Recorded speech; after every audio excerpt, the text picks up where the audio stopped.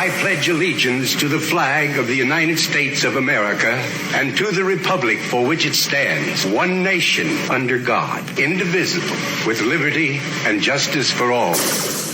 Welcome to the Vietnam Veterans News Podcast. News of interest about Vietnam veterans from a Vietnam veteran. Now, here's your host, Mac Payne.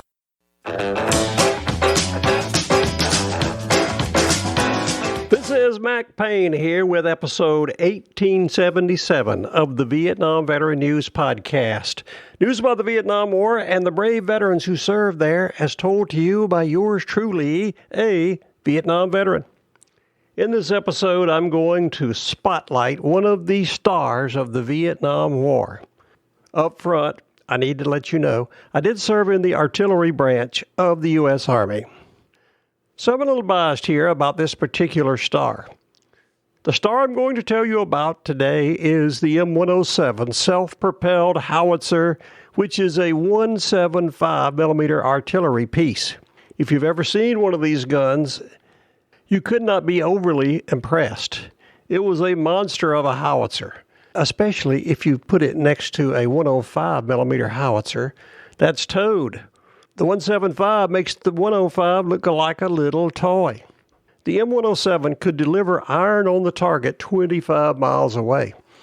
That worked out real good in Vietnam, where you had these fire bases and you had to fire support missions far away from the fire base. I did not personally have close-up experience with the M107s. Most of my time was with the M109 howitzers. All these larger artillery pieces had one shortcoming if you were an artilleryman, and that is they were nuclear capable. That means we had to put up with the nuclear surety program.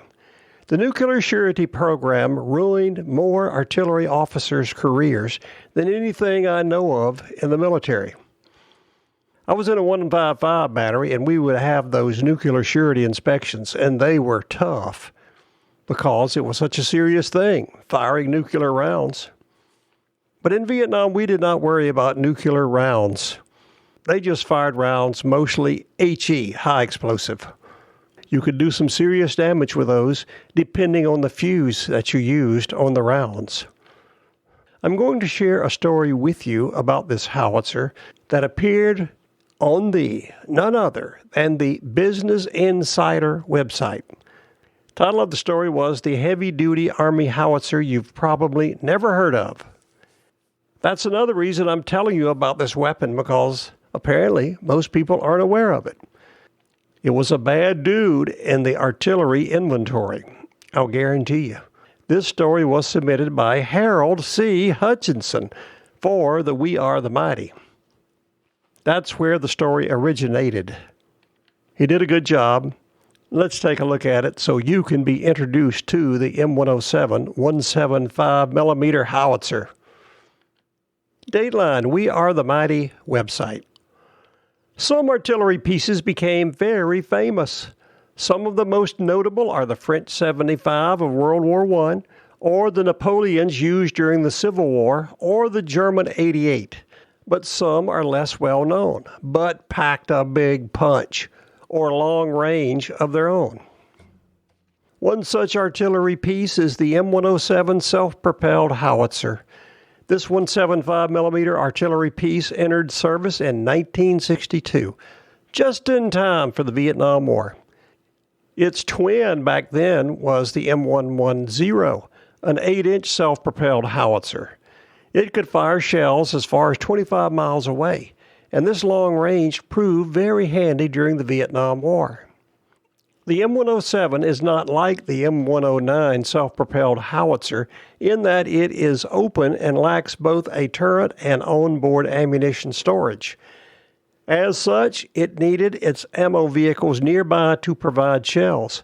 The M107 was fast for an armored vehicle, with a top speed of 50 miles per hour and could go almost 450 miles on a single tank of fuel. The obvious reason they did not have onboard ammunition storage is because those 175 millimeter Projos were so big and so heavy, You could probably only put one of them on the vehicle. That's why those handy self-propelled ammo carriers would follow them wherever they went. Another good thing about it, they had hydraulics to load those Projos and ram them in the tube. That was another advantage. With the 105 Howitzers, it was all hand work. That was one advantage of the larger artillery pieces. They were hydraulically operated. Continuing, the M107s used the same chassis as the M110s. In fact, olivedrab.com reported that the two self-propelled howitzers could exchange guns. Thus, an M107 could become an M110 and vice versa. This was used to good effect in Vietnam, where the barrels could be swapped as needed at fire bases. I kind of doubt that they would swap barrels that large on a fire base. In an emergency, I could see it. But I believe most of the barrel switches took place back in a more sophisticated maintenance arena. Continuing, Israel also used the M107 for decisive effect in the 1973 Yom Kippur War, destroying a number of Syrian and Egyptian surface-to-air missile batteries and even shelling Damascus. Sounds like the city of Damascus just can't get a break. The Israelites shelled them in the Yom Kippur War. Today, the rebels have essentially destroyed the city. That's sort of ominous. Somewhere in the Bible, it says that in the last days, Damascus will be destroyed. Does that make you nervous? Damascus has been destroyed. We'll see in the near future. Continuing with the story. According to globalsecurity.org, the M107 fired only one type of conventional round, the M347 high explosive round. The gun did not see service long past the Vietnam War. Now that is a shame. They should keep that gun around because I think it would come in handy in a future conflict. The M107 had a long reach, but it was not accurate. Rounds like the laser-guided Copperhead or the GPS-guided Excalibur had not been developed at the time the howitzer was in use. An extended barrel for the M110 was developed, and in the late 1970s, many M107s were converted to the M11A2 standard.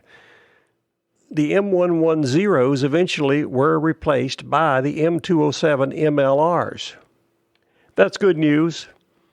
The American military does not stand still. They continue to develop new weapons.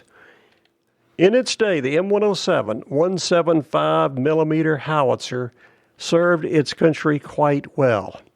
I would not be surprised at all if there were some cannoneers from the Vietnam War who served on M107s.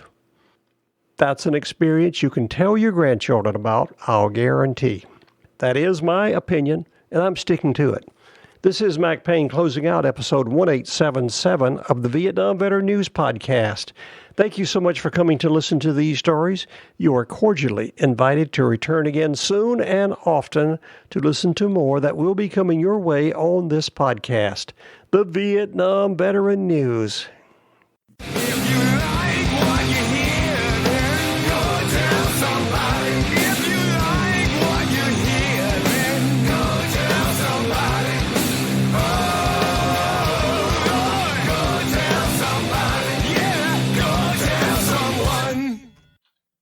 How about that? Ain't that a mess?